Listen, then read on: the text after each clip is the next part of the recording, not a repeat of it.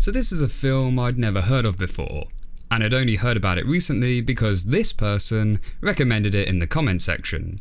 I checked out the trailer, thought it looked promising, so decided to check out the full film. And you know, I'm really glad it was recommended to me. So thank you, Cyrus Allen. Cyrus Allen? Cyrus Allen? Cyrus Allen? When the Wind Blows is a British animated film which was released in 1986, where we focus on an elderly English couple as they try to survive the aftermath of a Russian missile strike which has seemingly destroyed the entire country. The film itself is actually based off a comic book which goes by the same name, a comic which was created by Raymond Briggs, who, if you don't know, is also the same guy behind the classic story of The Snowman. This film has an interesting art style, offers lots of emotion, and gives an interesting look at what life in the Cold War era may have been like for the people at the time. So let's have a closer look at the story. The film has us following an elderly couple living in the English countryside, James and Hilda. There's nothing special or unique about this couple. They are retired, mostly stay in the house, and only venture out to town every now and then to pick up items from the local shops. And that's it. They're your typical elderly couple. Whilst listening to the radio, the couple hear warnings that there's an increasing chance that the Russians may launch a missile strike on the UK. So for the first half of the film, we focus on James taking precautions just in case the worst should happen, and following instructions laid out in a government leaflet, such as buying large food supplies and building a shelter out of doors and cushions. Now this may seem silly to us, as a simple door with some cushions isn't going to do much to stop a nuclear blast. I mean, just look at Hiroshima for example. But this is the actual advice the government would give to its citizens, some instructional videos telling people to just drop to the ground and cover their face. Yeah, as if that's going to do anything. The government knew this obviously wouldn't actually save anyone, but it was done more as a placebo effect to give a piece of reassurance to prevent panic amongst the masses. This included people like James and Hilda. Eventually in the film, the UK is struck by a missile, and James, along with his wife Hilda, do somehow manage to survive the blast whilst taking refuge in the shelter. I really love the animation used as the explosion rips across the land, coupled along with some really eerie music, and the repeated line from Hilda concerned that the blast will burn her cake,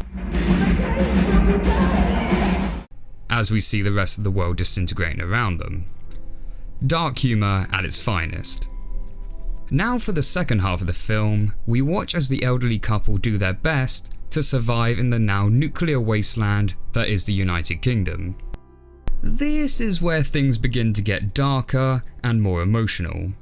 Despite the horrific damage around them, the couple still seem oblivious to the scale of the damage the missile has caused. They find it odd that their papers haven't been delivered and that the milk hasn't been delivered. They're more concerned with making their house look tidy for when visitors come over.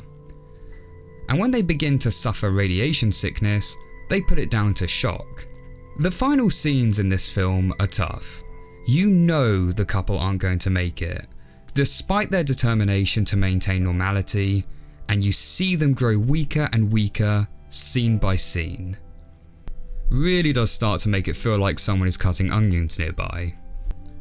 I've seen a lot of people make strong comparisons to this film and the Studio Ghibli film Grave of the Fireflies, which you can check out my full review of if you haven't already, and I can see how people would draw comparisons. Both films take place in a mass-scale war, both films focus primarily on two civilians caught up in the war, and both films take a grounded, realistic approach. But there's also some strong differences as well.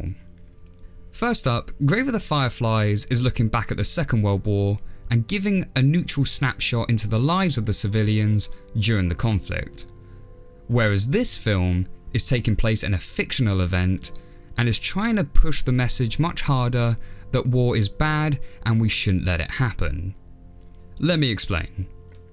Because at the time of this film's release, the threat of the Cold War was actually still a thing. I believe this film is targeting the audience who are in a similar mindset of our two main characters, James and Hilda. where James and Hilda, being a little older, draw comparisons to the threat of the nuclear holocaust to the Blitz bombings of the Second World War. They almost seem to reminisce back to the bomb shelters in a kind of nostalgic way, like it was a bit of fun, sort of like an adventure. It was nice in the war, really. The shelters, the blackout, cups of tea. When the Wind Blows is highlighting that this modern day threat is on a far greater scale, and we should not be ignoring it or by any means kind of looking forward to it. The belief that we will simply get through it with the whole keep calm and carry on attitude just isn't going to cut it, and that we should not be putting all our faith into the government to keep us safe, such as how James does with the leaflet. Hence why, as sad as it may be, it is essential that we do see the elderly couple suffer and ultimately die. We also get a brief dig at the other side of the spectrum through James's son, where James tried to warn him of the threat over the phone, but his son just laughs it off, thinking that it will never happen, and if there does, there's not much you can do about it. And although it's easy for us to now look back on it, as we know nothing ever did become of the Cold War, you have to remember that at this time, there really was a big fear going around. There was the potential that two great superpowers could at any moment start launching mass-scale weapons at each other with just the push of a button. And you kind of see this captured perfectly in the film's opening poster. Ordinary citizens caught between two massive superpowers.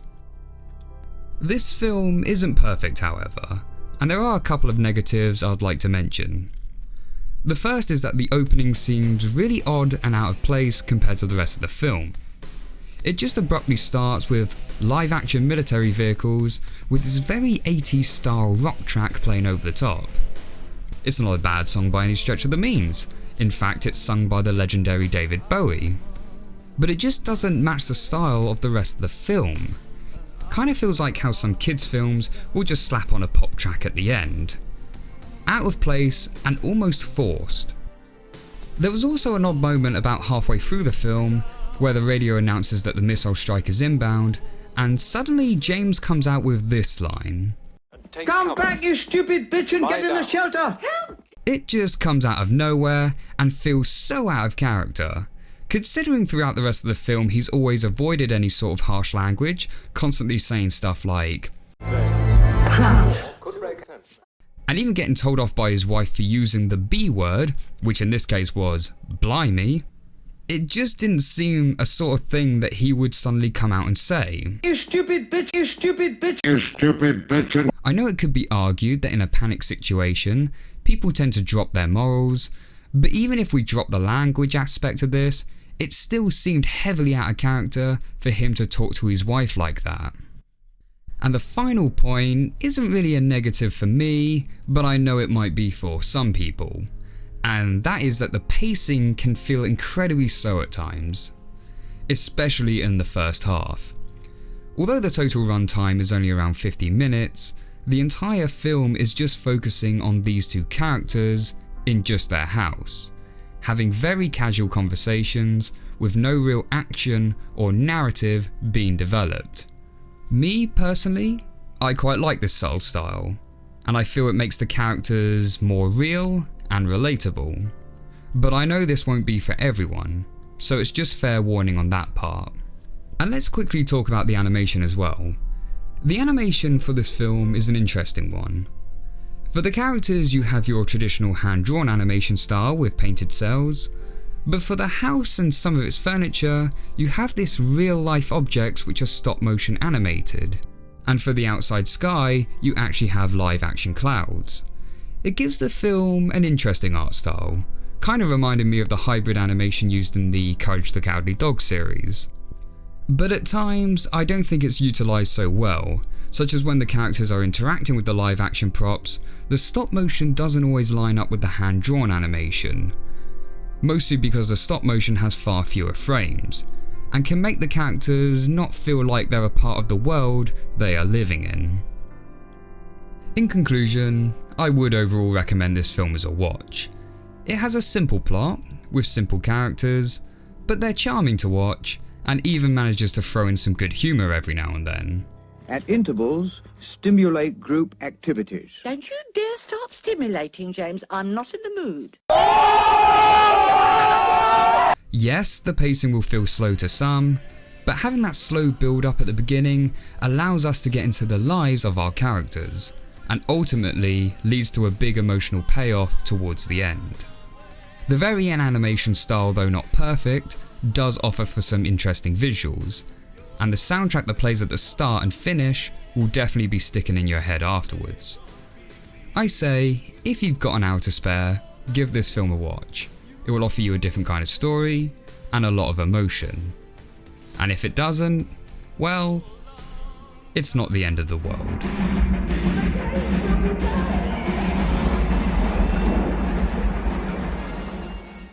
Hey guys, thank you very much for watching this review. Please leave a like if you enjoyed what you saw, and comment below your thoughts on the film, as well as any suggestions you might have for a future video. Because as you know now, I do take note of them. Be sure to subscribe to catch the next dark and weird animated review, and be sure to check out my other reviews appearing on the left here. But until the next one guys, take care.